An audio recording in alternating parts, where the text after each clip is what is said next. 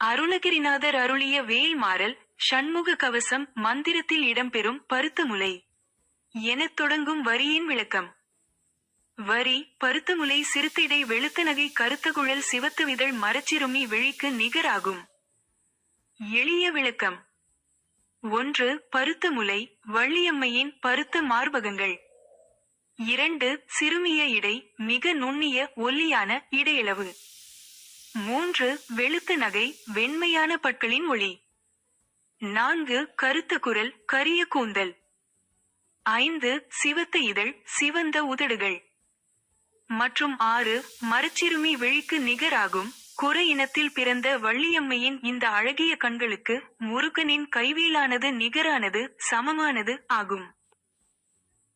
கருத்து: வள்ளியம்மையின் மயக்கும் விழிகளுக்கு ஈடாக முருகனின் வேல் கூர்மையாகவும் ஒளி பொருந்தியும் அவளை காக்கும் கருவியாக திகழ்கிறது என்பதை இப்பாடல் வரிகள் உணர்த்துகின்றன.